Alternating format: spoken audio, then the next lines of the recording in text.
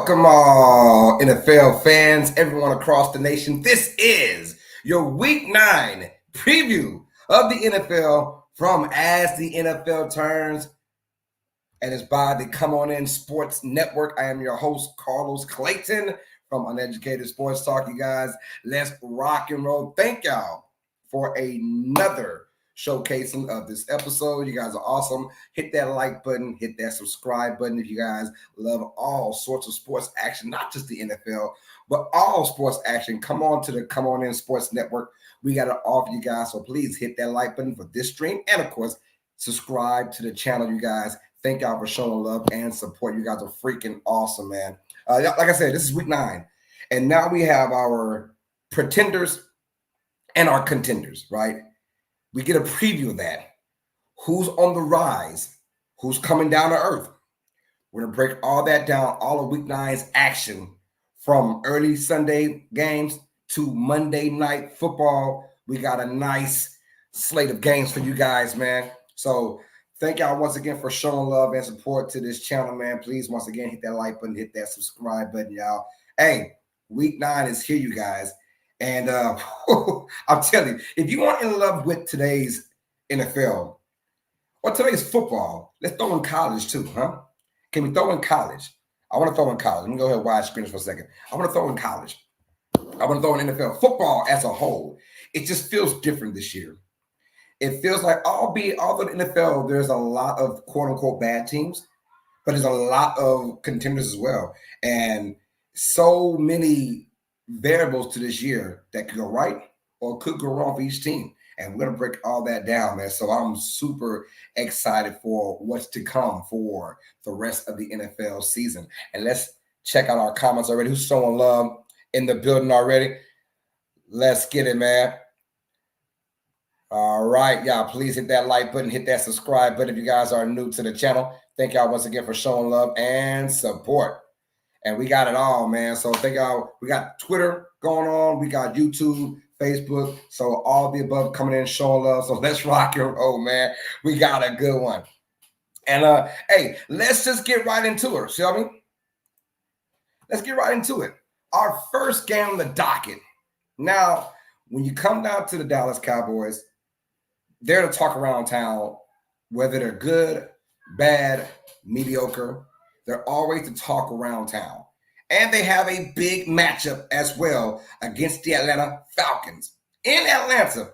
And my issue with the Cowboys has always been this, and this year in particular, when they face a team that can go and get you 30 on any given Sunday or Monday or Thursday. And this particular year, Tuesday and Friday and Wednesday, we got football every single damn day, it feels like, for this particular year, because of the holidays. But still, any team that can score 30 plus any given day, any given game, that is the team that's going to give the Cowboys trouble, right? And the Falcons run the same offense as the Packers. The same team that beat the Cowboys in the division round last year, smashed them. The Falcons run the same offense as New Orleans Saints. The same team, when healthy, week 2, beat the crap out of the Dallas Cowboys. The Falcons run the same offense as the San Francisco 49ers, who the Cowboys just saw last week and lost to. So that's the biggest issue going on with the Cowboys team. Can they hold fort on the road against a very dangerous Atlanta Falcons team with that zone run scheme? I don't know. I lied to you guys. I do know. The answer is hell no. Once again, the Cowboys are, I'm not going to say get slaughtered, but it feels like it's disrespect. But honestly, every time the Cowboys are going up against a formidable opponent, they're basically losing by double digits. Now, that Niners game, they came back, right, and made the score somewhat manageable. But outside of that, they've been getting blown out. Name the team that beat them, they got blown out. Ravens, Saints, Lions, all blowouts to epic proportions, right? And the Niners won, but they were beating them down in that second half. But the Cowboys, had a valiant comeback. Atlanta, on the other end, right now, leaders of the NFC South. And this game could catapult them into, brighter futures as well. Atlanta, who I predict to win the division, And they're in the same division as my Saints. So that's saying a lot how I feel about this particular team. Once they get on the same page, they have really good weapons on this team. I love what Falcons are doing, right? London is coming to his own. Pitts had a remarkable game on National Tight Ends Day last week, so I'm glad he got some action on National Tight Ends Day. And of course, their running game. That's the main thing. It's a dual monster with Bijan Robinson and, of course, Algier. And they are nonstop action all over every team they play. Dallas Cowboys, be no exception.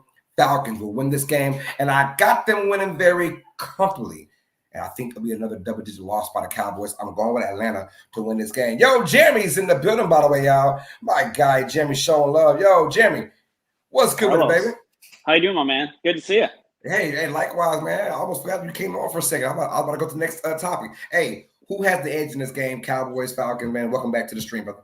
I mean, you're 100% right. I don't see the Cowboys winning this game. I'm a big fan of the Falcons now that they're finally getting that offense clicking. I mean, I think it was one of those everyone kind of expected Kirk Cousins to come in and get this offense rolling right out of the gate. And it's going to take time to learn that, new weapons, new scheme. But like you said, Kyle Pitts went off. I think all of us have been waiting for him. I mean, talent-wise, he's got an incredible amount of talent. I think it's one of those, it was a quarterback situation. I think now that they've got a good quarterback. I don't love Kirk Cousins. I don't hate him. I'm indifferent to him, but I think he's a very good quarterback. You're finally starting to see this team being able to gel the way it is. And like you said, with, Bijan and Tyler, you got a dual-headed monster in that running back field. I mean, I love Tyler. Again, he was a 1,000-yard rusher as a rookie, and then you go out there and you get, you've already got a BMW in the garage, and then you go out there and get a Porsche when you go pick up Bijan. So, I mean, like, how can you hate that offense? So, yeah, I in the Cowboys, man, I don't know. At what point do they regret, this whole Dak Prescott thing?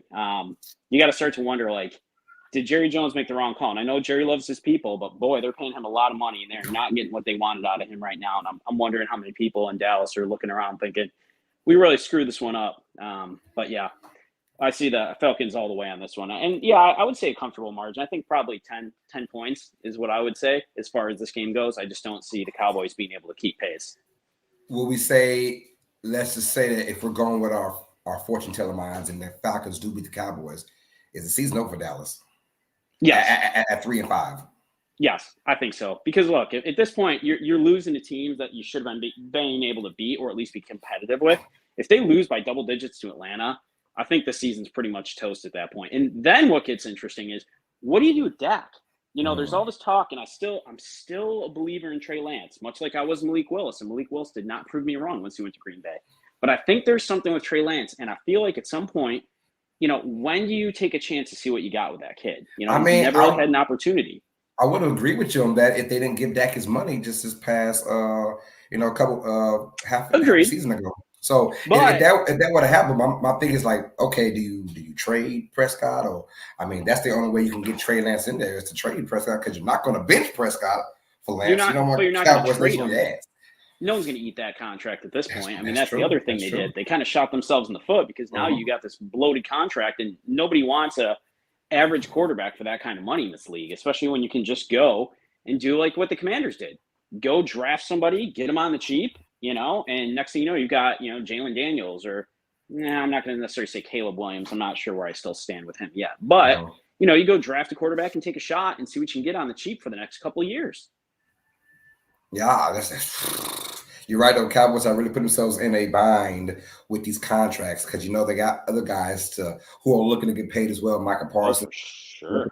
And so what to do with that next year. But, yeah, this game, like when they played the Giants and when they played the Steelers, those are two teams, when they won those games, those are two teams that can't score 30 on any given day, right? And I think the Cowboys are more aligned to beating those kind of teams that have a hard time scoring as to playing teams that can just outright score any given Sunday, right? So I think we're on the same page. We both got Dallas getting stumped in this thing pretty much.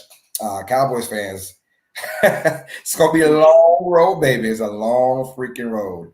It's going to be a long road, man, for them to get some things going right now. Let's see. All right, y'all. Let's go to our next game on the docket. ladies and gentlemen. If I can find my spot, boom, there we go. There we go. All right, we've got the Denver Broncos taking on the Baltimore Ravens in Baltimore. Your thoughts on Ravens and Broncos? Do the Broncos make it an interesting game, and do the Ravens, how they react to last week's loss against the Browns? Man, I'm actually excited for this game. I can't believe I'm saying that. If you would have asked me this 3 weeks ago, I've been like, no, not at all. But Bo Nix is starting to come into his own. And granted, now maybe I'm getting ahead of myself here. I get excited. I get emotional about these things. But I'm really liking the way Bo Nix is starting to run this offense. I love the fact Courtland Sutton was so involved. I mean, they let Judy go. Courtland Sutton, a couple weeks ago had no receptions, no targets. He was basically invisible.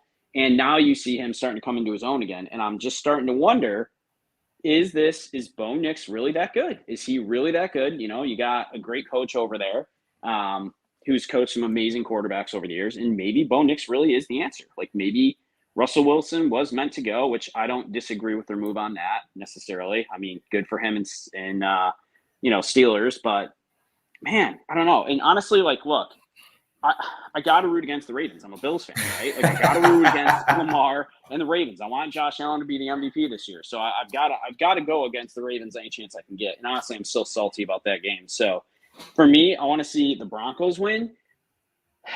But the logic in me tells me it's going to be the Ravens. And because they're a mighty talented team. You got Derrick Henry back there. They're at home.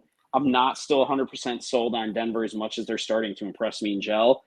I think the Ravens, just on paper and overall, are a better team, and they're home. And it's hard to root against them when they're there. Right.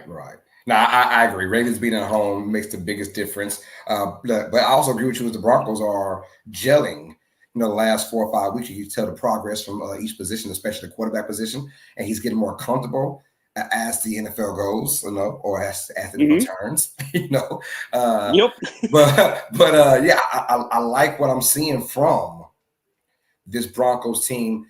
I just hope they make it competitive. But the Ravens, after a loss, are not the easiest team to beat.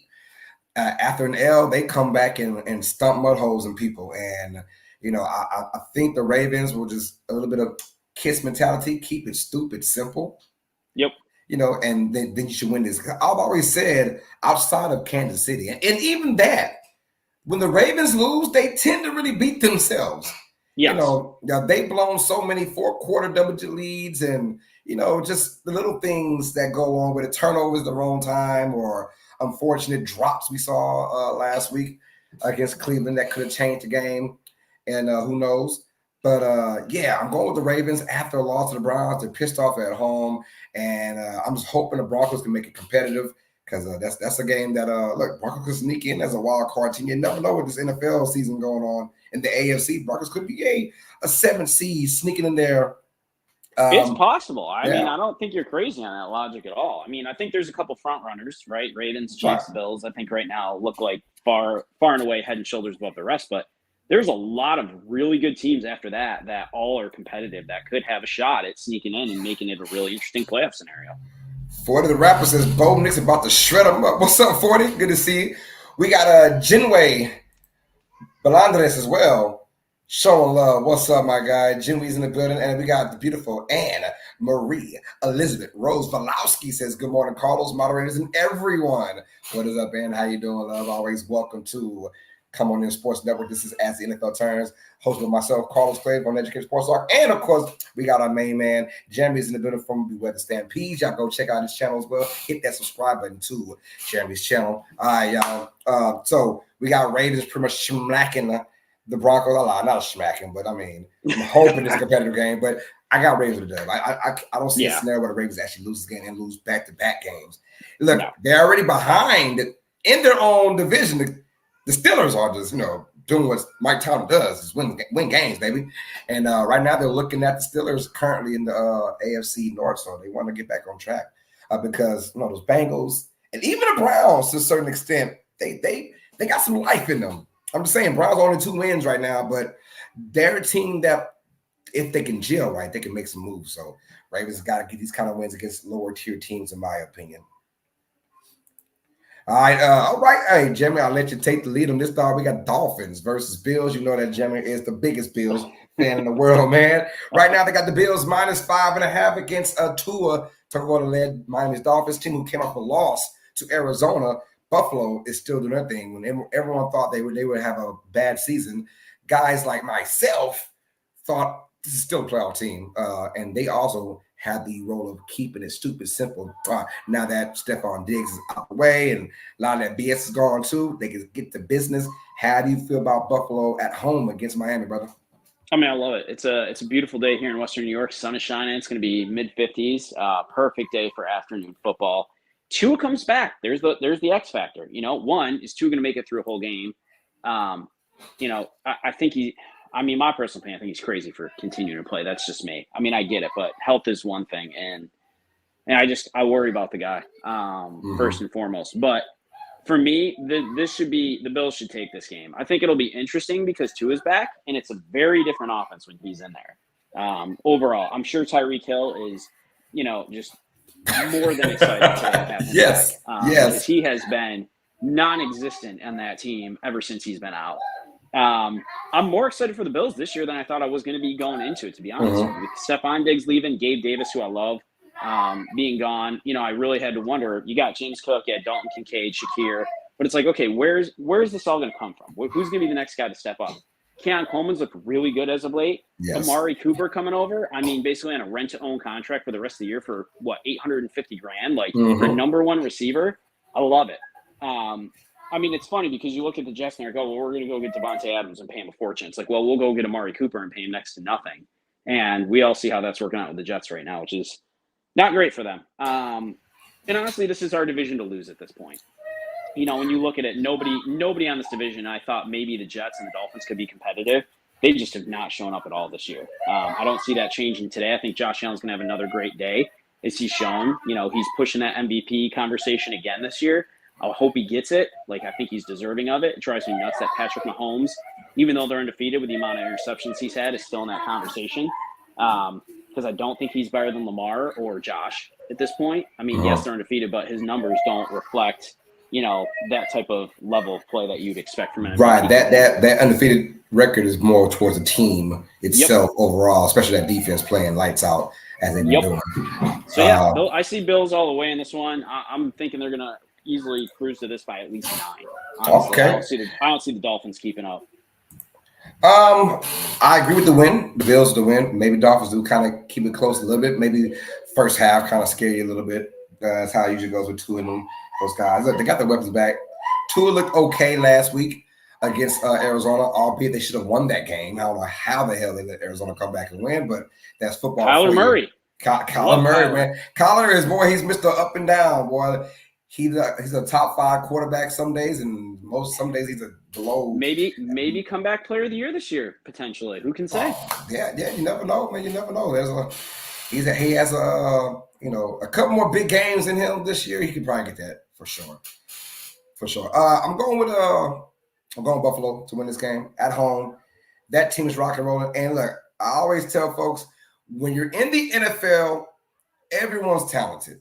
So when the Bills lost a ton of their players on defense this past off season, I was like, well, it doesn't matter because let's be real, there weren't really too many big name guys on Buffalo's team anyways.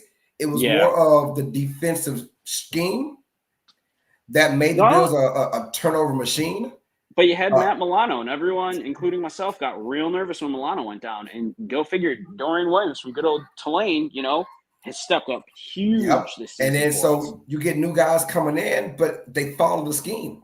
And the scheme so far has looked brilliant. There is no big name guy per se on this Bills roster right now on defense. But once again, just like previous years, they're up there top 5, top 10 in turnovers, takeaways of the defense. And look, on offense, they're going to the basics. They're running the ball a lot more with James Cook, not depending on Josh Allen to throw the ball 45 plus times a game anymore.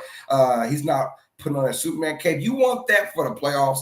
But as far as the regular season goes, I mean, James Cook is playing lights out. Even when he goes down, a guy like Ray Davis comes in there, has a phenomenal game a couple weeks ago. So this Bills team with Keon Coleman as the rookie coming in, and of course, Dalton Kincaid. I love what they're doing, just keeping it stupid simple, not putting all your chips on just one player. They can now spread it out to multiple guys. The Bills look like you said you like them more than previous years. I like them more than previous years as well. This could be the year they can quietly get to another AFC Championship game if they play their cards right. I certainly hope so, because man, I've been waiting for that again, and I'll tell you, it's one of those. It's like at some point we got to have Patrick's number, right? Like either he needs to not be there, or we just need it. We need to beat him in the postseason. Regular season's great, but it's not the postseason when it matters. We got Chantel Pinton in the building. Sean Love, what's up, Chantel? How you doing? Always Chantel good to is see you. Obviously a Bills fan and clearly knows her football well. So yeah, she said Buffalo wins this. We will all agree with you on that one. Let's talk about the AFC South right quick. We got some teams in here. The Houston Texans, Colts, Jaguars, Titans. I want to talk about the Colts situation with Anthony Richardson. I know that was a big topic of the last week where he just kind of tapped out and said, yeah, I'm going to go ahead and take a crucial play off. I had to remind folks. We're going on the 19th with we got some folks in the building. Striking this company. And we got Dolph in the building. Extend across 16 other locals. What's up, Dolph? They want to mess with these guys here. We got Coach Rock as well. Takes their power that people don't realize. 16 locals are going to stand up and walk out in conjunction with the. All right, cool. So Dolph will be left alone for a second, y'all. All right, Jeremy, we're back at it, man. I want to get your opinion as we welcome Coach Rock in the building. Sean Love, what's up, Coach? What's going on, guys? Hey, Coach. Coach, I want to get your opinion as well. I'm gonna start off with you first, Coach, about Anthony Richardson.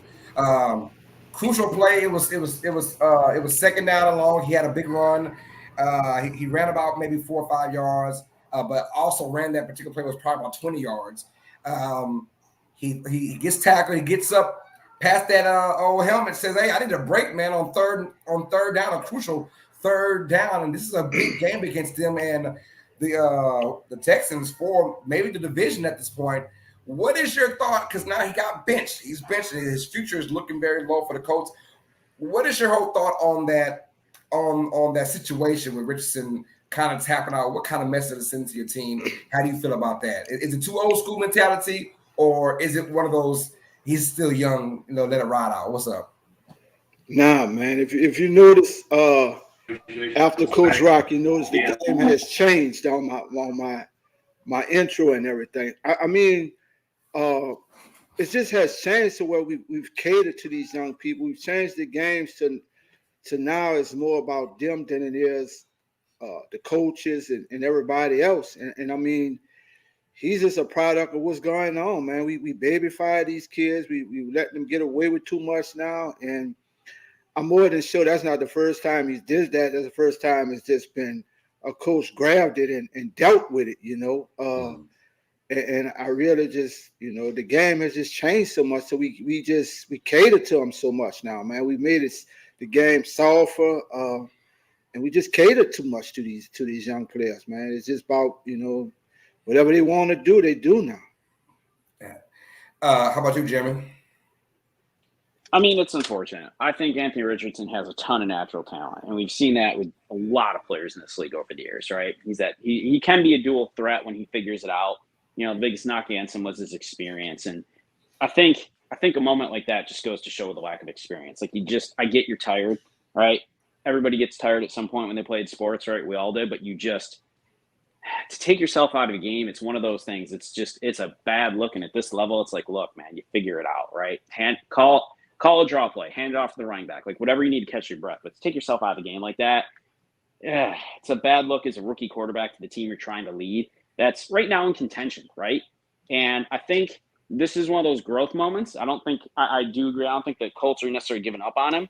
I think this is a moment for him to sit on the sidelines, learn and grow, right? Anytime you get thrust into the limelight that quickly, you've seen it happen with other quarterbacks. Look at Sam Darnold, right? Thrown in with the Jets. He's had some time to sit back and learn a little bit, and he's been doing great things in Minnesota this year. I think Anthony Richardson's in a similar boat. Let him sit on the sideline. Let him learn from a guy like Joe Flacco, who is an incredibly good backup quarterback and was a great starting quarterback in his heyday, and learn a few things. And I think that's one of those growth moments that he's going to take from this and learn and grow and realize, like, hey, you've got to be the leader. You've got to be that guy that's stepping up.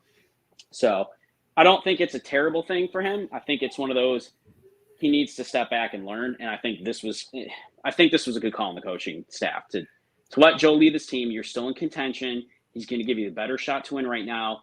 And honestly, he's going to teach Anthony Richardson hopefully a lesson that he's going to learn from that. He's going to carry with him the rest of his career. Yeah. I have a question, guys. I have a question I want to impose on both of y'all. Anthony Richardson has been playing football all his life. Yes.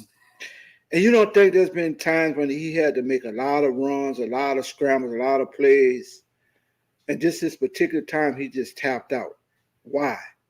And I'm more than sure he don't play it in games when he been amped, tired, exhausted, et cetera, and there's just one moment where he just got immature and he just tapped out to come out. Here's my thing. So I think a week or two ago, he had something similar, and he was dog tired. He had a run, he was dog tired, and the next play he fumbled the snap, right? And I'm pretty sure there may have been a conversation, hey, if you're that damn tired and you feel like you're gonna do something stupid at the line of scrimmage, take yourself out. I don't know. But the position that he plays, that is a position of leadership. They want you to be like your head coach, right? Embody your head coach, but also you got to embody your quarterback too. And if they're seeing, well, this guy can tap out anytime he wants to, I can tap out. I agree with Jeremy. I agree with both of y'all, first of all, but I agree with Jeremy. He says, good call by the coach staff. Get his ass out of there. Let him sit down and learn, because not only I can see if he had some great stats to follow what's going on, but he's below 50% in completion percentage, man. His third down conversion is horrible. He's one read and done, but also you got to blame the coach too. The coach knew what they were getting with this guy when they picked him number 4 overall. 1 year of football in college, excuse me. You knew that he was raw. You knew he was inexperienced, and you knew his percentage completion, even in college, was horrible. You knew that. So make your bed and lay in it. Look, as far as you being 22 years old and you're tapping out already, I don't like that sign at all. Like you said, Jimmy, earlier, take a draw play. It was 3rd and 20 anyways. Take a draw play or something, but you don't tap out and come in. But Joe Flacco, pro, been there, done that. It feels like every time the last couple of years now with the Browns and now with the Colts, when he's in there, their teams look relatively better and more experienced and ready to go with him per se as Richardson, who's more of a running style quarterback. But I like the coach saying, you know what, I hope they're not giving up on him, because he is a great talent. But you also got to send that message to your entire team.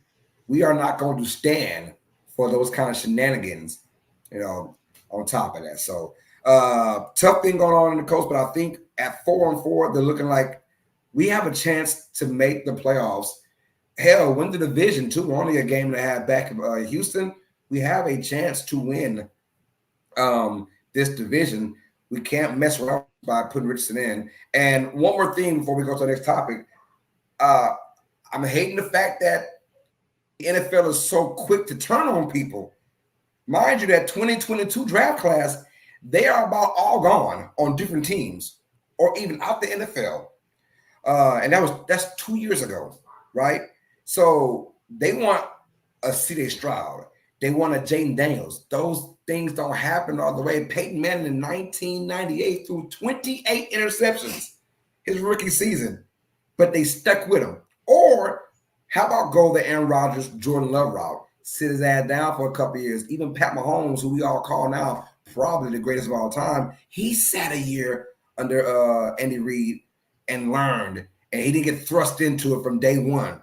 So I think a lot of these guys, especially raw projects like Richardson, you just can't throw those kind of guys in there from day one, expecting to win you 10 games. This isn't a Stroud situation or even a Jaden Daniels situation. Those things don't happen too often. So it's a tough road, but I think the Colts will be much better right now with Flacco as their quarterback going in, man. But like Coach said, man, I mean, I can't explain it.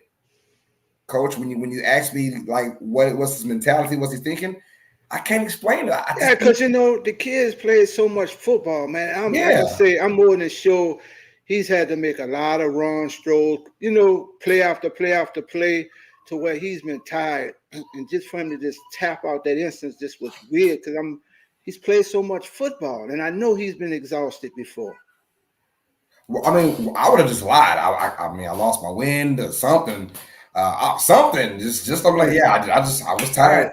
And the way he said it so nonchalant was probably rubbed the coaches the wrong way too. And that's why he probably is on that bench now, on that pound over the old ball head coach. So I don't know, man. That's somehow I can't really explain on that one. All right, let's go to our next game on the docket, though, man. We got oh Lord, Saints versus Panthers, you guys.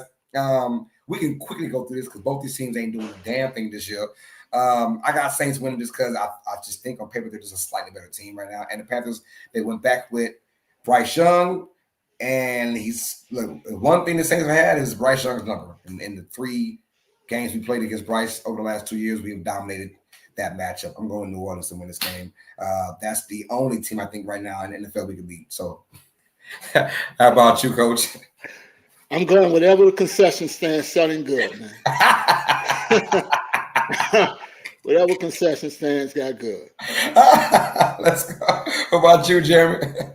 I got to pick one of these teams. I guess I'm going with the Saints. I mean, on paper, they're the better team. This is one of those games. I mean, I know y'all know you're a Saints fan and all, but man, it's not going to be a fun game to watch. Oh, it's not. Oh, it's not. You were right. But I'm going to go with the Saints just because I think they're the better team. I think Bryce Young's still trying to find his way. I think there's some talent on Carolina. I don't think it's like a completely disaster of a team. I don't see them winning this game. Yeah, I agree. I mean, Carolina, I'll be there at home, but Bryce Young is, hopefully he learned from sitting down. But even last week when he started, it was the same old pretty much. So it pretty much tells you where this Panther squad is going, which is pretty much nowhere, and probably going for another top-tier quarterback in next year's draft, unfortunately, for that team. But, yeah, we all agree the Saints should win this game. But, hey, Coach, let's just throw in our future caps right now. If Saints lose to the Panthers, the storyline for Dennis Allen is what? Him and Mickey Loomis gone. I agree. Saints lose to the Panthers. I agree on both too. I was about to say Mickey Loomis and Dennis Allen both gone. You can't lose to the Panthers. If you lose to the Panthers, Colin, we had the discussion this week, and I really think I know it's a lot of people jumped on me that Miss Gail Benson needs to think about really selling the Saints to another local group or owner, somebody that can just strip this whole thing down with more football knowledge. And, Mickey Loomis has been around about 18 years now as a GM. That's a long time. And, I mean, I think you look at the draft classes, none of them have panned out in the last 3 years. So it's been lack of talent somewhat on this team. So I really think this team just needs, from the owner perspective, starting at a new ownership and just trickle all the way down to me, man, to be honest with you. Yeah, I feel you on that. Yeah, I agree. If Saints somehow loses the game, I mean, regardless, I think DA's been supposed to be gone a long time ago. I don't know. They're holding on to something. I don't know what it is, but they're holding on to something with DA. Yeah. But yeah, we are in agreement. Saints should win this game against Carolina. Let's go to our next game, y'all. Raiders versus Bengals. Now you look at the Bengals. Unfortunate situation right now. They got a long road to climb, and we didn't expect this from a healthy Joe Burrow-led Bengals team because we've all been accustomed to, hey, Joe Burrow's healthy.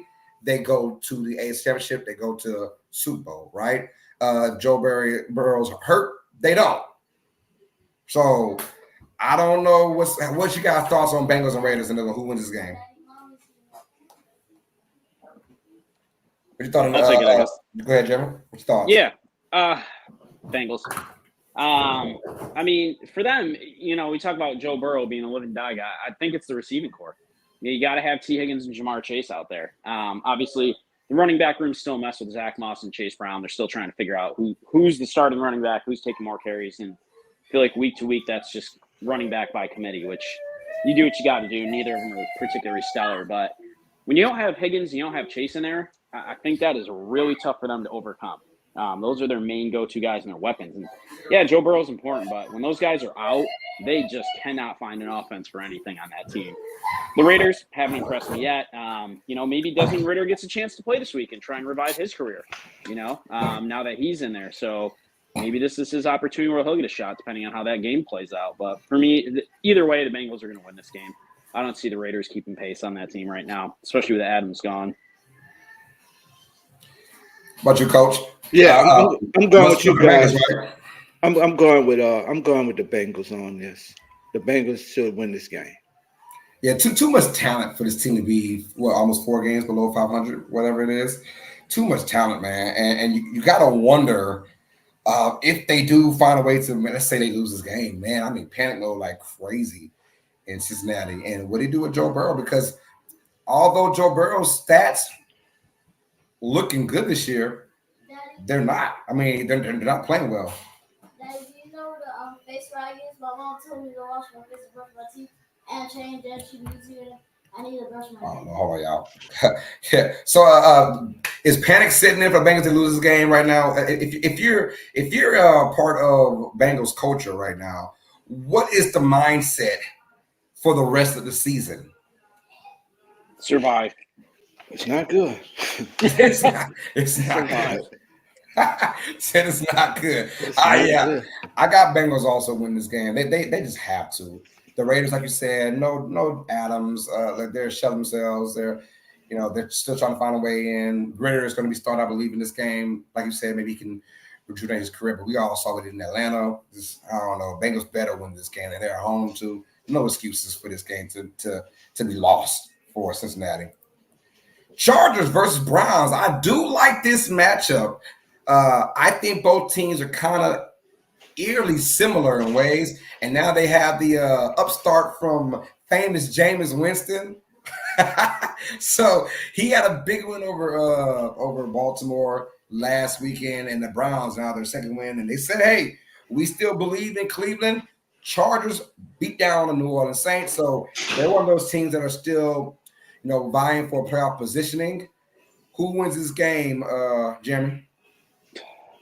Chargers? I say that like I'm not sure because I'm not sure. Because Jameis Winston, man, the guy still got it. Like the Browns' biggest problem is like kind of like Dallas. I feel like right now they've got a quarterback that they're paying a whole lot of money to that's just not producing. Right, that for them unfortunately is going to cause them a lot of anger and heartache again for years to come. I think. I like Jameis Winston. I always have. I think he's a good quarterback. I think, he's got a chance to step in on a talented team. I mean, their roster on paper is great and have an opportunity to do something. I like the Chargers in this. I like the new and improved version 4.0 maybe of J.K. Dobbins this year finally. Seeing what his talent level is when he can stay fully healthy. Knock on wood, he still stays healthy. And you still got Herbert back there. So I think the Chargers, but I think this is going to be an exciting game. I think this is going to be a tight, exciting game. I'm actually looking forward to this one. Who'd you pick, Coach? I want Jameis to do really good. I really love Jameis, but I'm going with the Chargers. I lost respect for the Browns fans after last week, man, with the Deshaun Watson whole fiasco, man. I just lost. I thought that was one of the lowest points in sports that I had ever seen, man. So I have no respect for the Browns organization at all. I'm going with the Chargers. I'm just a Brown hater now. But I want Jameis to be successful. I love Jameis Winston, man. Yeah. I really do. I'm just a hater of the Browns. I feel you. I'm going Cleveland. I'll be the lone wolf. I think Cleveland wins this game. Close game, though. Close game. I think the Chargers are one of those teams that I don't ever see the Chargers getting blown out because of their style of play. So this will be a close game. And let me go Cleveland just on the fact that I think momentum with Jameis Winston is going to carry them while they're at home. So, we'll find out about these two teams. Let's go to our next division, and let's talk about the AFC North, right? Pittsburgh. Russell Wilson and company. Coach, I was first to apologize to Mike Tomlin because I had the Steelers winning a total of 5 games this year. And for the first time in my life, I doubted Tomlin. I did for the first time ever, and I regret it instantly. They right now are 6-2 atop of the AFC North, man. What's going on in Pittsburgh? What's the feel good story right now in Pittsburgh, Coach? With me, I'm still not sold on them. I think they're going to have a pretty good regular season, but I just don't see Fields your boy just when it come playoff time. I just don't see them getting Pittsburgh over the hump in the playoffs, man. But as far as the season goes, I mean they're winning right now. That's all you can ask for your quarterbacks to do. So kudos to them winning, but I just don't see when it come playoff time. I just don't see it with them with the quarterbacks. Man, I tell you what, though, interesting stat. The Steelers have only had 2 games in the last 4 years of 400-plus yards. And those 2 games came back-to-back weeks with Russell Wilson, which is crazy. It tells you how quarterback does make a difference in the NFL. Look, their schedule does get tough towards the end. So it's paramount they win these games right now because the last 6 or 7 games, a gauntlet of a schedule for Pittsburgh. So right now you have to win these kind of games at this moment. And Russell Wilson over your boy from Chicago Fields, I was skeptical. I'm not gonna lie, because you were winning. You're 4-2, and I get it, but that was me from the outside looking in. But I understand inside looking out, you're like Tomlin, like, yeah, I got Russell Wilson here for a reason. I have to see what's up. And yeah, you're right on that, Coach Rod. They might not have enough talent to make a deep playoff run, but they do have the talent to make the playoffs. And I think that's what you want. You just want to make the playoffs and then let your chips fall where they fall. And it would be nice to actually have a home game for the first time in forever if you're Pittsburgh, right? Ooh, that cold, that cold weather. Because I mean, but they've gone the last 3 or 4 years, 5 years, as a wild card team on the road, going against Kansas City and stuff like that. So you probably change your fortunes if you're at home. Maybe that's looking ahead. This team still has a tough schedule, but I do like Pittsburgh. But I don't think they win the division. I think Baltimore, at the end of the day, on paper, the Ravens, I've always said, the best team in the league. On paper, the Ravens are the best team in the league. So, explain who wins the division. Who do you guys? Steelers or Ravens? I'm coming right back. I'm gonna go Baltimore, Jeremy, on this one, man. I think Baltimore and adding Johnson over from Carolina is another receiving threat. I really like Baltimore to win this division. Yeah, I can't disagree with you on that one, Coach. I mean, that was a great move for them. You obviously got Flowers over there. Yeah. But adding another receiving threat, that is something I feel like that team's kind of lacked outside of, if you look at Mark Andrews kind of stepping into that role, it's more of a receiving tight end than anything. But yeah, I'm with you on this one. I am surprised by the Steelers. I'm not sure I would have put in Russell Wilson. Right. But hey, Mike Tomlin's still coaching that team this many years for a reason. He's, always had a winning record. There's a reason for it. So I'll eat my words on that one. I thought it was a little crazy, but he proved me wrong on that for sure so far. Yeah. I say the same thing too, man. I didn't expect him to be here, but like Carlos said, that schedule is going to get tougher down the stretch. So we're going to see. We'll see. But he's looked like the Russell Wilson of old rather than Russell Wilson of Denver. That's for sure. Yeah. All right, let's go on to our next game on the docket, you guys. We got the Washington Commanders, the Miracle Commanders from last week. Jaden Daniels, man, if that game last week doesn't tell you how special this kid is, I don't know what can say that. They faced their rivals in the NFC East, the New York Giants. Who you got in this game, you guys? I'm gonna go with the Commanders, man. I love the kid, Jay Daniels. I'm going with Washington in this one. How about you, Jim? Yeah, I'm going Commanders. I mean, I'm not. Daniel Jones just isn't doing it for me. And honestly, that team, there's some talent there, but not enough for me to believe in them the way I can believe in Washington right now.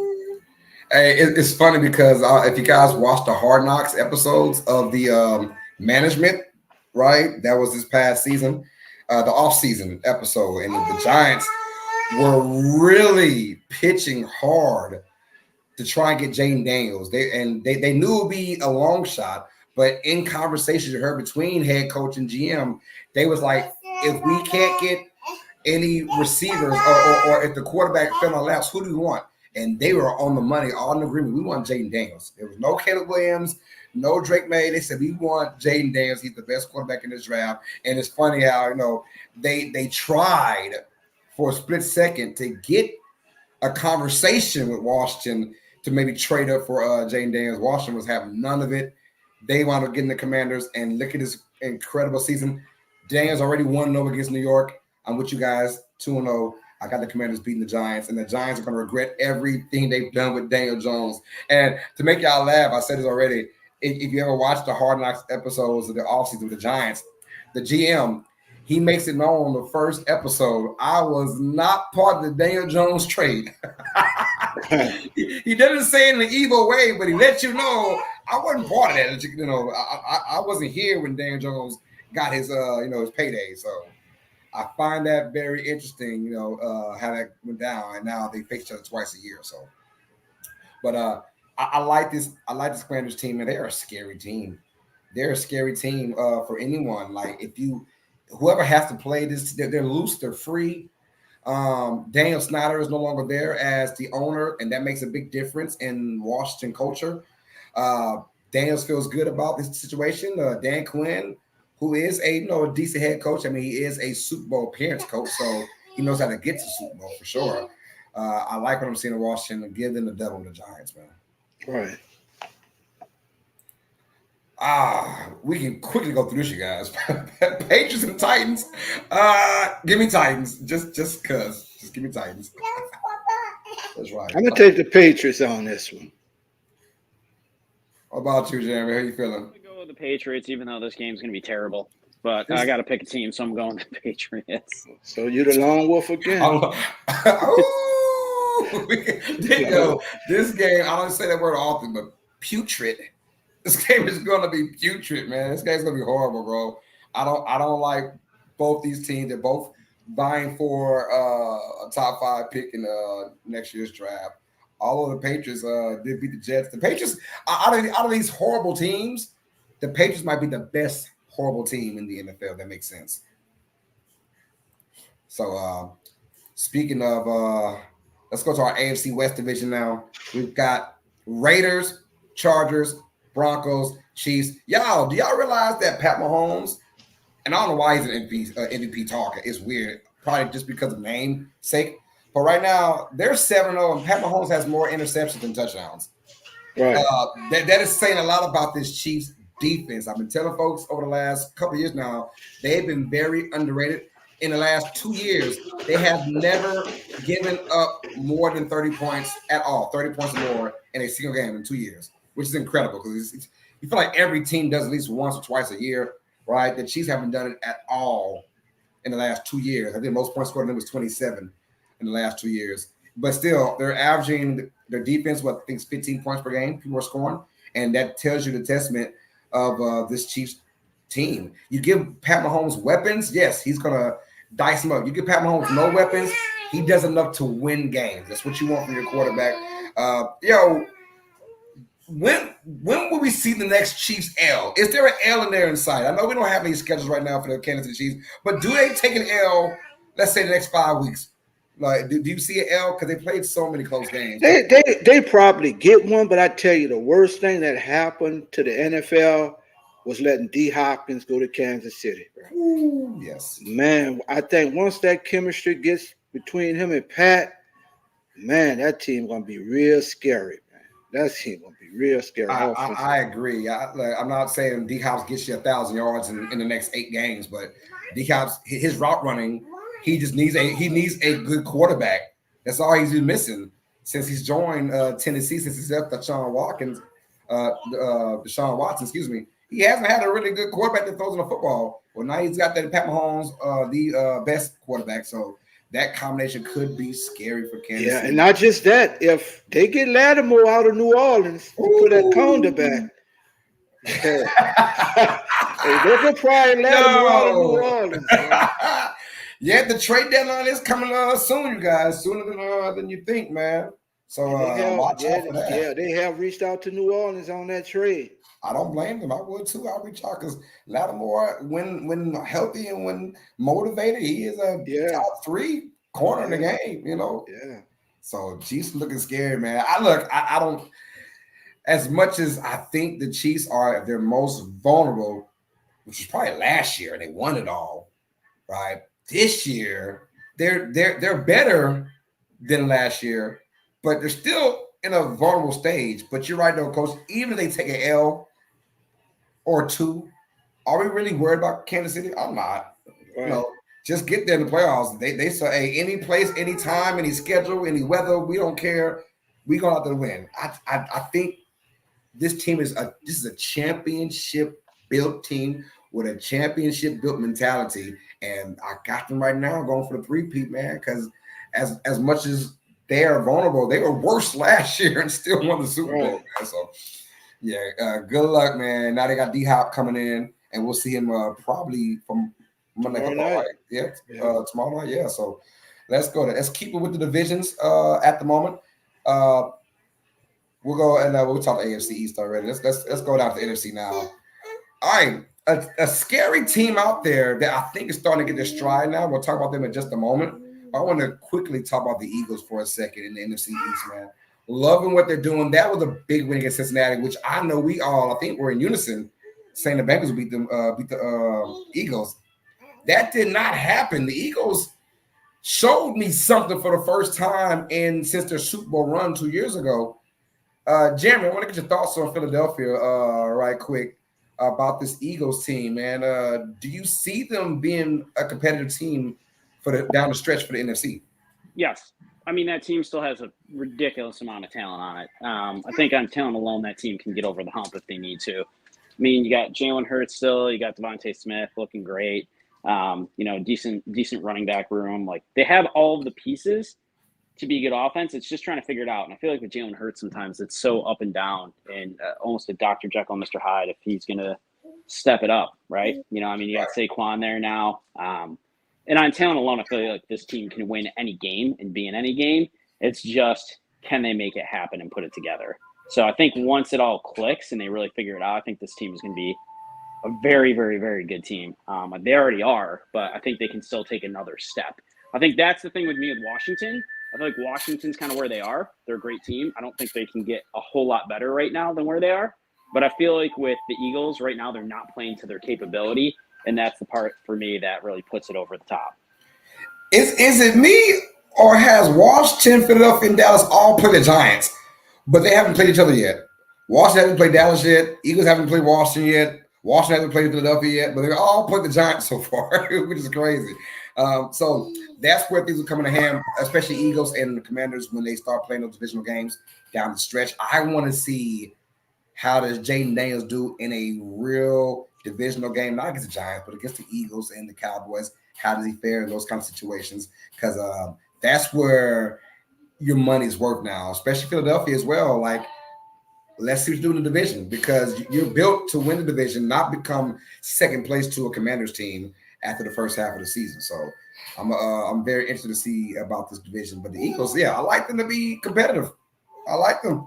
As long as they keep showing they can win these games and rely on Saquon Barkley. That's why you go out and get a guy like Barkley to take pressure off of your quarterback, to take pressure off of your defense as well. And so far, so good. If you're an Eagles fan, you love the price that you got. And right now, Barkley's damn near leading the league in rushing. Him and it's funny because him and Derrick Henry, both guys that went and got their own different market and their own different teams, they're the ones that's right now leading the league in rushing. So, gotta love. We got nonfiction in the building showing love. It says, guys, do you believe Commanders can actually hold on and win the NFC East? Well, yeah. I mean, it's going to depend on the divisional games. Right now, I'm probably going to go with Philadelphia to win the division, but it won't shock me, if the Commanders can hold their own against a team like Philly and Dallas. So right now, give me the Eagles to win the division. Yeah, I think Washington is a little ahead of schedule this year. I'm gonna take the Eagles to win, but man, I'm telling you, in free agency in the next 2 years, what receiver wouldn't want to come play with a Jaden Daniels? I'm telling you. You know, so I think they're ahead of schedule, but this team, the next 2 years, Washington is gonna be fun to watch, man, with that kid. Yeah, did you hear the reports from yesterday? I believe it said for the first time ever, pretty much in Washington, there have been rumblings that people want to go join them. Right now, the Commanders are looking at after a cornerback and a receiver. So you said Marshall Lattimore to Kansas City. Was it probably Marshall Lattimore went to Washington as well? Right. So that's going to be something to watch out for, those freaking Washington Commanders. But also, can they win division? Yes, but I really want to see them stack against Philadelphia. So I'll be curious to find out when those two teams play each other again. But I wouldn't want to play them as a wild card team if Washington. Oh no, hell no, not a wild card team because you're right, Jaden Daniels. See them, sometimes it's a bad thing, but sometimes it's a good thing when you're just young. Yeah, you're just young and don't know no better. Sometimes I was like, we can just play care the freak free forever, right? So you don't want to face a team that has nothing to lose, especially if you're a Washington team in a wild card situation on the road. Right. Yeah. Here's your leaders right now. We got receiving Jamar Chase after having a slow start to the year. He's actually leading the league in receiving at 674 yards. Garrett Wilson with that amazing catch he had this past Thursday, doing a Michael Jordan logo on that catch. Justin Jefferson, of course, he's landed your top 4 receiving right now. Looking good. For your passing yards, Geno Smith, that's basically a product of being down a lot in games. But so I don't look at pass yards and say, oh, that guy leads the lead. That means he's doing great. No, that usually doesn't mean all too much. Passing yards, sometimes, like Geno Smith's case, it could be because you're down a lot and teams just let you pass. Also with Baker Mayfield, he's their top 2 in passing yards. Looking good. And of course, rushing yards, we just spoke on it earlier. Derrick Henry and Saquon Barkley are 1 and 2 in rushing yards, looking freaking good. Gotta love it. Right now, out of these quarterbacks, because we got Aaron Rodgers top 4 in passing yards, who is likely to have a better bounce back to the second half of the year?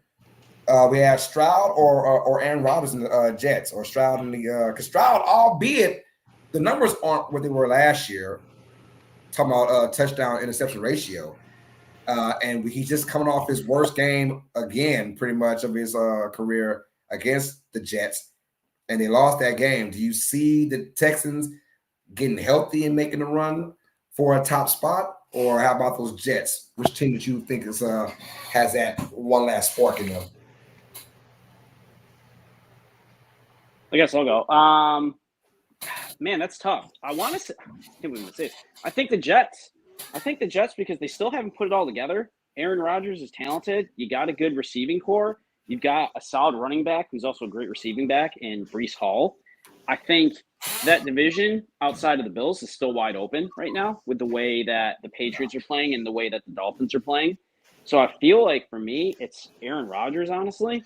I don't know. I just don't know why they can't figure out that problem. I don't know what is wrong with that team that they just can't seem to right that ship somehow. Yeah, I'll say the Jets too. I agree with everything Jeremy said. I would say the Jets as well.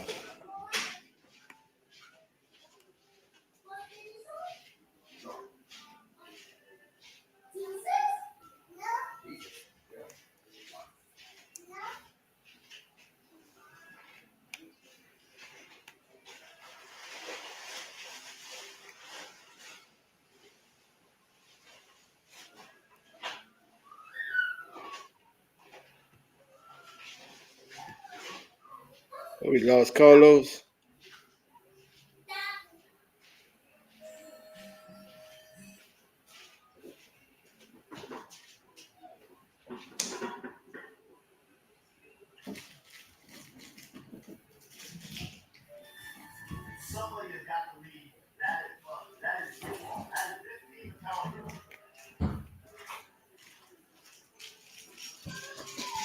Jeremy, who might Buffalo be interested, if anybody, before the trade now? Are y'all looking at anybody? Or Let's get it, man. Hold on. Nine has said something. Y'all spoke about this already. Nine said it has recently been reported that players are designed to trade to Washington. Your thoughts on Teron Dan Quinn has done, and do you think this is actually true? Yes, I think it is true. What's that was? The trade was what? For the trade deadline, there are teams that players that actually want to go to Washington. That is very true. Yeah. I mean, who wouldn't? I mean, it's a young team, and like I said, what receiver wouldn't want to play with this kid, man? Right. I'm loving it, man. But as far as Stroud and Rodgers talk, I got faith in New York. I do. It's not a lot, but as it's been so well written in the Bible, man, so you have a faith of a mustard seed. You know, it can grow to something big. Right. I got that mustard seed faith in the Jets to make a comeback because they have to. They really do. Like the Texans don't really have to. There's no pressure on Houston, and they're already 6-3. The Jets are what, 3 wins I think in a year. So I don't know, 3 or so. There's a lot of pressure on New York because you got Aaron Rodgers for a reason. You fired the head coach. You got Devontae Adams in there. You have to win and get to the playoffs at least. So yeah. But I got a small mustard seed faith in New York, but they're about one more devastating loss for me jumping ship on that squad. Right. All right, y'all. Let's get back to the next games now. Our 3:00 games. A pretty good one on paper. It looks like Chicago Bears versus Arizona Cardinals. The question is, which Cardinals team are we going to get? This team, when you ride them off, they win, and when you get on the bandwagon, they lose. So I don't know what's going on in Arizona right now, but I'll go first. Bears, I love their defense. I love their defense. A very unfortunate loss. They could have been easily 6-2 coming to this game, but now they're 5-3. Give me Chicago over Arizona in a low-score matchup once again, but I got Bears to pull it off. I'm going to go with Arizona. They've been pulling a Houdini out the hat the last few games, man, winning late games. I'm going to take Arizona by 3. And and you can't go wrong with either pick. I mean, because this is a game that can see both teams winning. But you're right, though. Cardinals, man, I mean, they play the Niners, beat San Francisco. Then they play, whack team ABC and lose to those guys. It's like, which team are we getting? They beat the Dolphins last week by 1 point. And it's almost like when they play against a team that's like not that good, they just crumble and get blown out. So it depends on what Arizona Cardinals team. I know what Bears we're getting. We're going to get a team that's going to be relying on that defense. We're going to get a team that's going to, hopefully get Caleb Williams in the last couple weeks besides last week. Last week was horrible stat-wise for him against Washington. But those previous 3 weeks before that, he looked like worthy of being the number 1 overall pick in the draft. So right now we got some folks saying Cardinals win. Nan says it. Cardinals win. The West Stampede says Cardinals win. So yeah, we all say Cardinals win, huh? Let's get it. So yeah, I'm gonna go with Chicago on that one. Lone Wolf on this one too. I guess so, huh? Might as well go with it, huh? Let's keep it rocking and rolling, y'all. Jaguars versus Eagles. He said Eagles. No hope for the Jaguars? No, man. Yo, Coach, I want to shout y'all, by the way, wearing the Panthers jersey yet again. Is that Peppers? That's the Panthers. Is that Julius Peppers jersey? That's Peppers. That's correct. That's Peppers. That is correct. Oh, hey, I gotta love y'all. If y'all don't know, man, every team that the Saints played, Coach got a jersey for the opponents, man. He's got the opponent jersey ready to rock and roll, starched up, ironed up, looking good. Let's go. It said Eagles would appear at the end, says Porter the rapper. He ain't playing around. It says Eagles. Yeah, I agree. Eagles. Matter of fact, this is my lock for week 9. Give me Eagles over the Jaguars. I don't see a scenario where the Jaguars win this, and that could be why the Jaguars win, right? Right. in today's NFL. But give me the Eagles. I love it. I don't know what's going on in Jacksonville because they got the talent. Yeah, they got the quarterback, right? They got the receivers. I think they've got the young defense. They just know how to lose games, Coach. Some teams just know how to lose games. Jaguars are one of them, man. So I don't know. It's gonna be tough, man. But yeah, we're going with Eagles to win that game. Let's keep it rocking and rolling, man. Hey, another good one coming up. It's a good one now. Yeah. Rams and Seahawks. Rams off the win against Minnesota, although via controversy, and Seattle fresh off that bad loss they took to the Buffalo Bills, got mollywopped. I mean, at home too. Geno Smith came out there and said, "Hey, the 12 man don't exist no more. It don't exist." And like, he's calling out Seahawks fans. Is that legit to call those fans? No, just because you said that, I'm going with the Rams. I'm picking the Rams in this game. I didn't know that, but since you said that, I'm going with the Rams. Yo, I'm also going Rams too, Coach. Yeah, I'm going Rams too. Look, Stafford has got his boys back. Yeah. He's got Puka. He's got Cooper Kupp as well. He's got Kyron Williams running the football. Rams have a opportunistic defense, right? Seattle with that Geno Smith calling out the Seahawks fans. My thing is, if you play better, you do better. Right. If you play better, you do better. The fans are only going to get excited over a good product, right? After New Orleans Saints. Ticket prices the first game of the year, dude. That Panthers game week 1, I got tickets for $28 per, right? That next game at home against Philadelphia, tickets was $300. Yeah. Right? So look, what I'm saying is prices go up when you have a good product. Fans get excited when it's a good product. They get loud, get crazy. Because right now you could get Saints in Carolina tickets free. Man. With the flight, with the air flight included, they play all the time. I heard you can call one play call for the team. You know? Yeah, that's it. So I don't like that he caught the fans out on that one. Like, if you play better, they'll be more excited. Yeah. So I don't know, man. Like, if you ain't winning no games, you got their ass whipped by the Bills. I mean, they stumped them, bro. They stumped them bad. Yeah, we got 9 that says Rams win a close game. Yeah, I'm gonna say close game as well. I think Seattle has fight. Yeah. I mean, it's still really good. They got the 12th man. They got the 12th man. and no DK Metcalf in this game again, and that's why I really went with them losing this game as well. So, Floyd says Texas Rangers games were at 5 out of the time, even with the new field. Yeah, when you have a bad product, people don't want to go there unless the prices are capable of, good prices, right? I mean, Saints, we haven't made it playoffs since Breeze retired. And so, like I said, I went to the NFL game week 1 against Panthers, man. It was $28. Well, we stuck the mud hole in them in the Cowboys. But guess what? The excitement is back.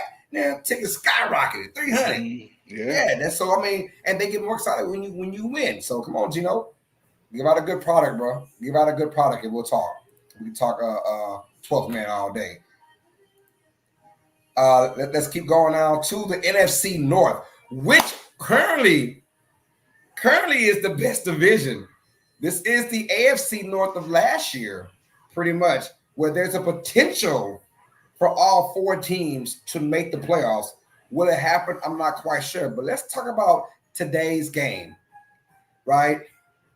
Lions, Packers. My thing is, Coach, who you got in this game? Lions and Packers, man. I'm going with Detroit. I'm going with Detroit in this game. Yeah. Do you think on the road, any chance for the Packers at home to make some noise? I think the Packers going to give a fight. But the whole thing with the NFC is never the team that goes through the regular season with the best record. It's always a team that gets hot at the end of the season. Yes. And that's who I'm trying to see, who that team going to be when we get to about week 12 and 13 and go on that run. It's always a team go on a run in the NFC late.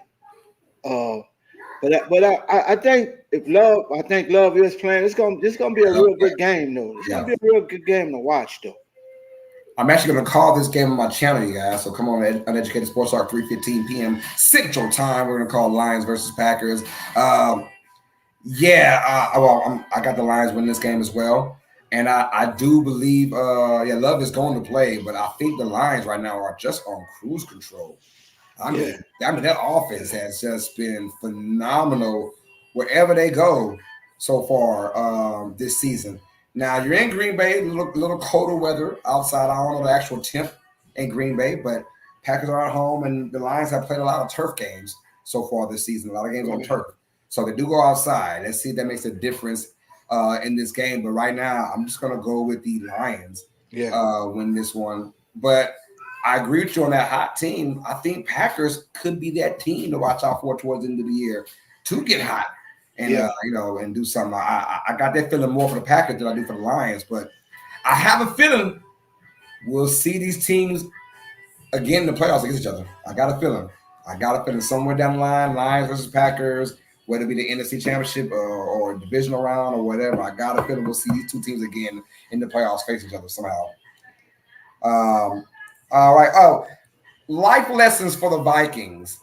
They lost 2 games in 5 days, which sucks, right? Because they lost against the Lions on Sunday, backdoor lost to the Rams on that Thursday.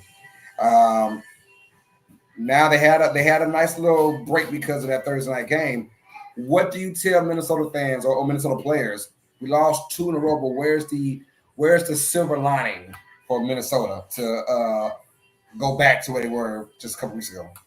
I mean, you just got to go back to what you was doing successful for the 2 losses came.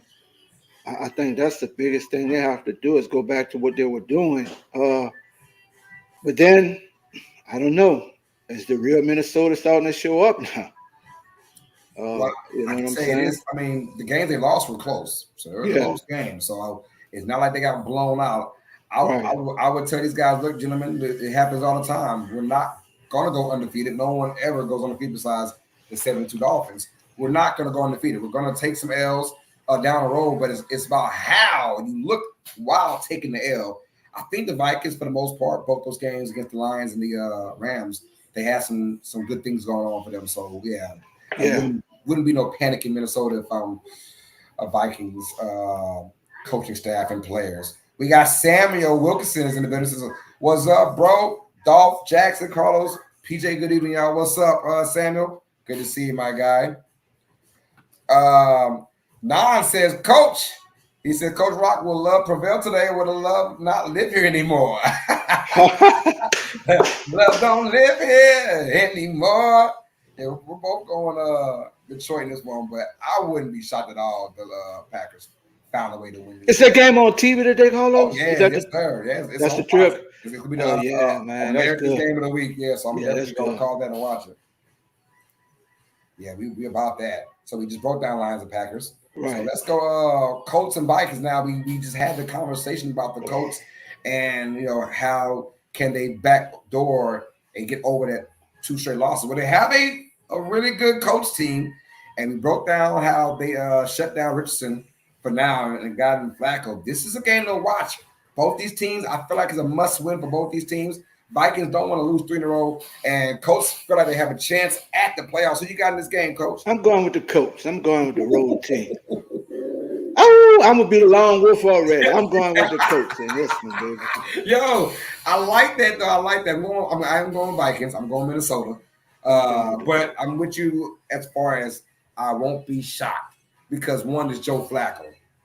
And we know what he could do with this team the last couple of years with the Browns team and Colts team. And they're never out of a game. Joe Flacco, for some reason, he's just risen from the dead and trying to change his franchise around. And look, we had this conversation last week, I believe, when I broke down the Dolphins and their inability to get a backup quarterback that's suitable for your offense, or just anyone that's just competent at the position, right? That can backfire a team 4 or 5 games if they don't get that backup quarterback right.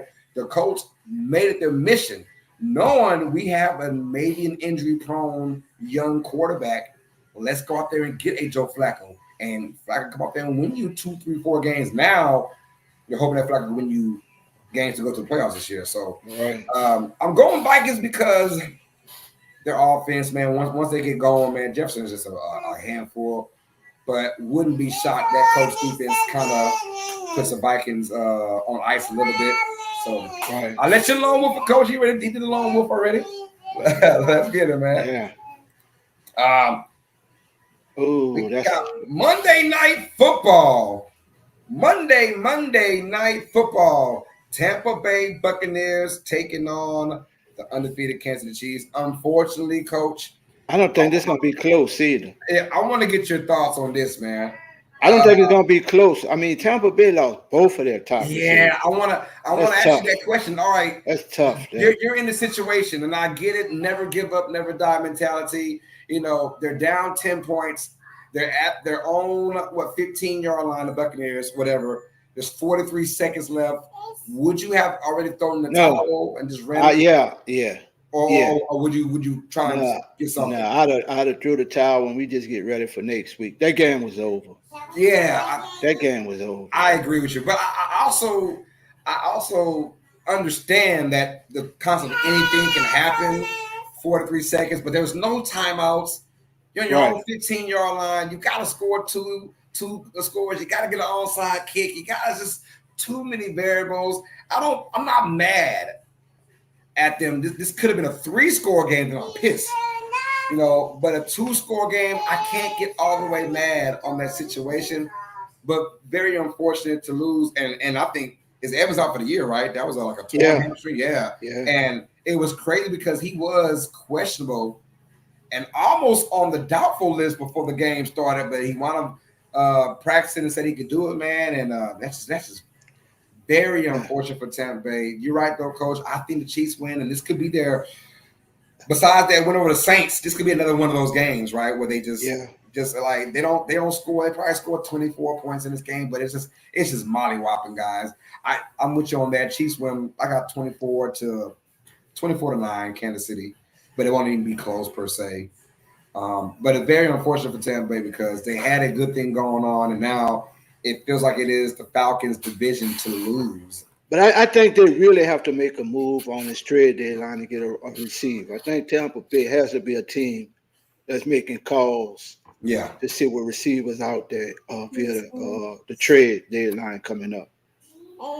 No, I agree on that because they're still above 500. There's still hope, but you lose your 2 best receivers on the same day. That is, geez, I don't know.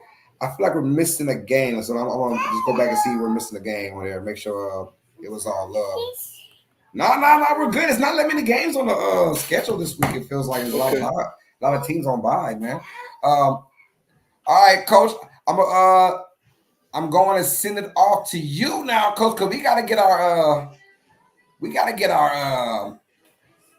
coach's corner right fast. So, and in a few seconds, Coach, speak your mind, brother.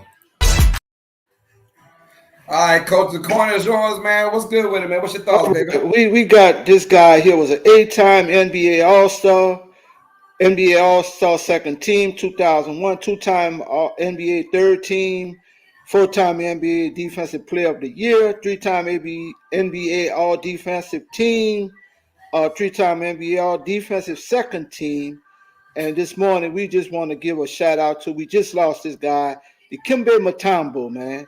Dikembe was, he played 18 seasons in the National Basketball Association, nicknamed Mount Mutombo for his defensive prowess.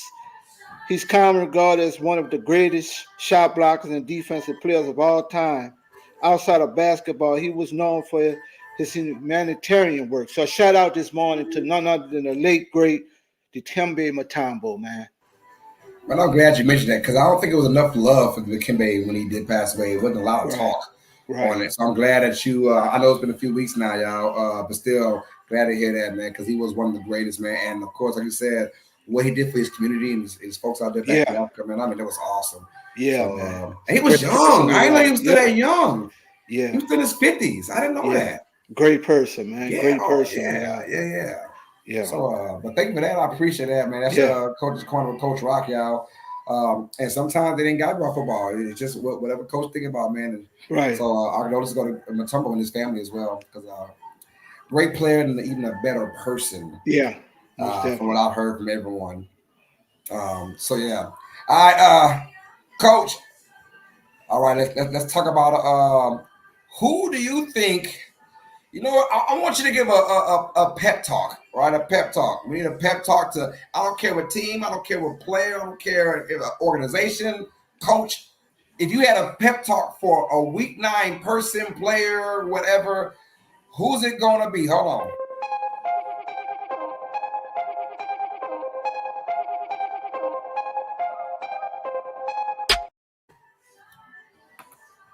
Who you got, Coach? Who we looking at right now for pep talk? Goes to none other than the owner of the New Orleans Saints, Miss Gail Benson. Ms. Benson, you have a GM that comes to the podium and saying, winning and losing is not the results of what's going on. You have a coach that has never won. Fire both of them early this afternoon. Soon as the Carolina, I don't care if they win or lose. Fire Dennis Allen, fire Michael Loomis, and let's get this thing going right. The New Orleans Saints organization deserve better than what they're getting. These people have been loyal to you since your husband passed and since to this organization to 1967. It is time to go in a new direction, change the culture of this Saints organization, and put the Saints back to where they need to be and dominate. Gail Benson, my pep talk is to you. Fire the GM and the coach this afternoon after the game. Hey, my speech, I'm talking to you, Cincinnati Bengals organization. If you want to be known for winning playoff games when you're healthy, this is the game right here against Las Vegas. You have got to dominate, not just win. You've got to dominate this game to bring back the hope that you have for this year, because right now, people, including myself, saying your window was only 2 or 3 years and you didn't capitalize on it. That's right, Eli. Tell them they better get it in today, because if they do not, your season is done. Oh, yeah. Your season is over, Cincinnati. It's done. So I'm talking to you, Joe Burrow. I am talking to you, the defense. I'm talking to you, the running game. I'm talking to you guys, head coach Zach Taylor. Get your team together right now, because if you mess up against Las Vegas, your season is over with. So let's get it. Let's get it. Balls to the wall. We are not the Bengals of old. We are the Bengals of new, which we know when we're healthy, we're one of the best teams to play in the AFC. Let's get it, man. So that's my pep talk right there for the freaking Bengals, man. Jesus. Got it. But I like to talk to the Saints, man. We got to get together, dog. Yeah. We are. It's almost like a laughing stock right now. Yeah. You're seeing teams pull the plug, although I thought Salah's firing was uncalled for, but the Jets still made a move. They said, "Look, let's do something." I mean, it wasn't just the thing. It was what Mickey Loomis said. It's not. Yeah, you're right. You're right. That blew my mind for a GM to say that, man. that blew my mind, and for the owner not to rebuttal back on that. Well, what the hell is it about? Thank you. What's it about? What is it about, man? And you kind of wonder if there's nobody else that's surrounding Miss Benson. That's what I said. Yeah. Who is yanking her, or is she letting the GM just play that role without any consequences? That's what it feels like. Yeah. Yeah. He has nobody that he has to answer to. You're right about that. Yeah. It feels like it's that kind of thing going on. Yeah. So I don't know about that. All right, let's get down as a little man. He can get a little calm down. Hey, calm down, brother. We got this, man. Speaking of, we got this. Coach, no butt showing. What do you think, man? Get out of here. Let's go. Hey, what's the game you're looking forward to for week 9? What's the most anticipated game you're looking forward to? The game, the 3:00 game, man. The Detroit Lions, when we talk about straight ballers, the Detroit Lions defense, I need to see you the ball today. You have been called the best team in the NFL now. I need to see your defense step up on the road and make a statement today. The Detroit Green Bay game. Yo, I actually agree with that. That's my most I want to see that game too, because I want to see Detroit on the road in this territory on the grass. Right. I feel like every damn game they play is on turf and very fast, and they have a very fast offense. Now let's see, can you put your boots to the ground and run Montgomery? I think it's more of a Montgomery game than a Gibbs game in this particular matchup. But also want to see what we got going on with Jordan Love. It is announced he is going to play. Right. So my thing is, what are you going to bring to the table? Because this is basically, if you win this game, you're going to have, I think, the lead. Matter of fact, if the Packers win this game, they'll be ahead of the NFC North, where it is going to be like JR said, a slobber knocker. So it's going to be a very, very, very tough A very tough game for both teams, but I'm very, very excited, man. All right. I'll tell you this too, Carlos. This is a statement game for Aaron Glenn to become a head coach. Yes. This is a statement game for him, man, to be on the road in a hostile environment with this defense and make a statement. No, I agree with you, Coach. I certainly agree with you on that one.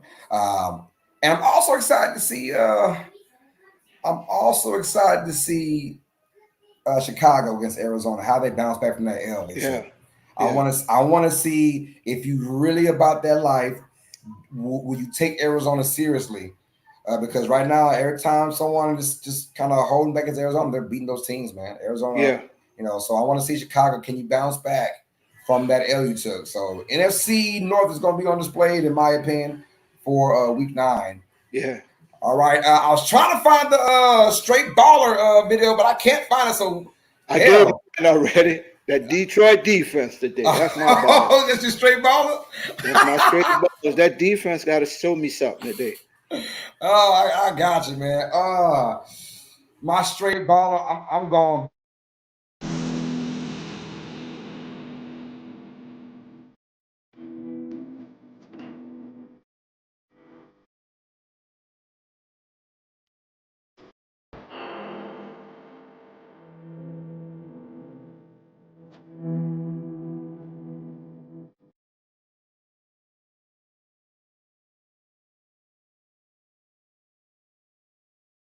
There you go. So coach going with the Lions defense.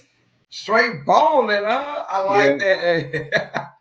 I'm going with the Atlanta Falcons backfield. As much as it pains me to say that. Bijan Robinson and Tyler Algier, they're gonna dominate Dallas in this game. I got a feeling. I think both guys get 80 plus rushing yards, both guys. So I got the Atlanta Falcons straight balling for week number 9. And behind the scenes, why is it called Black and White Old Movie Silent, dog? why is it not called straight balling? We're going behind the scenes, y'all. I'm trying to find the video. It says Black and White Old Movie. That's Dolph. That's him. That's him. Edit the title, man. Gunsmoke. I'm start calling it Gunsmoke. Hey, Coach, I don't see you sipping on them, Coach. You good today? Yeah, I'm about to. I'm about to, man. I just got done doing everything. I'm about to. I'm just reclining now. All right, yeah. Well, look, Coach Rob, I get drink on. I am as well. I'm about to get my parent on as well. Hey, it's gonna be a great week now. You guys sit back and relax. See you guys next week for our Week 10 preview from Nfl Turns presented by the Come On In Sports Network. Please hit that like button for the stream, and of course, subscribe to the hottest sports channel on YouTube, y'all. Keep it rock and roll. So thank y'all for the subscription y'all already. I've got like 2 subscribers already for this channel, for this stream. So thank y'all for that. And keep hitting that like button. And much love to you. So for the homeboy, Coach Rock, and of course we had Jimmy from the Weather Stampede. I am your host, Carlos Clayton, and this has been another episode of Nfl Turns presented by the Come On In Sports Network. All sports fans have a great night. We'll see you guys next week. Next week. Yes, sir. Peace. Peace. The Come On In Sports Network.